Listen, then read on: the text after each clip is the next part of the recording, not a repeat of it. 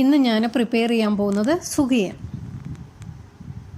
ഇതിന് വേണ്ടിയിട്ട് ചെറുപയർ ഞാൻ കുതിരാൻ വെച്ചിട്ടുണ്ട്. 5 തൊട്ട് 6 മണിക്കൂർ വരെയാണ് കുതിരാൻ വെച്ചിരിക്കുന്നത്. അതല്ലെന്നുണ്ടെങ്കിൽ രാത്രിയിലാണേലും കുതിരാൻ വയ്ക്കാം.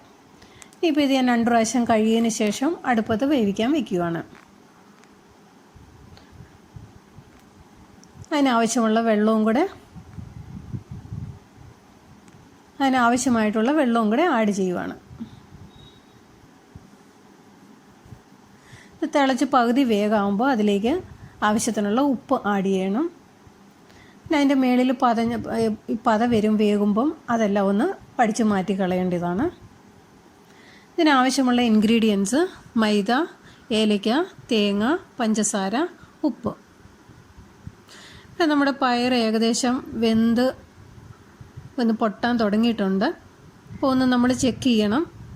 ഇപ്പോൾ കറക്റ്റ് പരുവായിരിക്കുവാണ്, വെള്ളമെല്ലാം പറ്റി.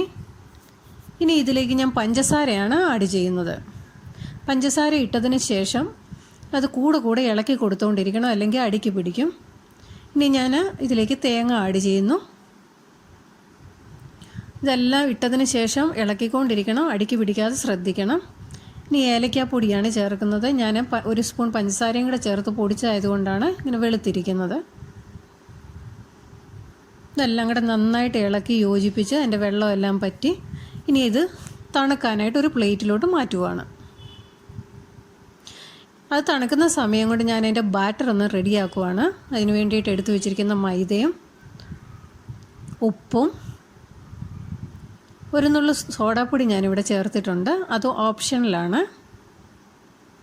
ഇതെല്ലാം കൂടി ഒന്ന് മിക്സ് ചെയ്തതിന് ശേഷം അതിലേക്കിന് വെള്ളം കുറേശ്ശെയായിട്ട് ഒഴിച്ച് ഇന്ന് ബാറ്റർ റെഡിയാക്കുവാണ്. ഇത് ഒരുപാട് നീണ്ടും പോകരുത്, ഒത്തിരി കുറുകിയും പോകരുത്. ഈ ഒരു കൺസിസ്റ്റൻസിയാണ് വേണ്ടത്. ഇനി ഇവിടെ ഈ തണുത്ത മിക്സ്ചർ ഞാനിവിടെ ഉരുളയായിട്ട് മാറ്റി വെക്കുവാണ്. ഈ സമയം കൊണ്ട് ഞാൻ ഗ്യാസിൽ എണ്ണ വെച്ചിട്ടുണ്ട്.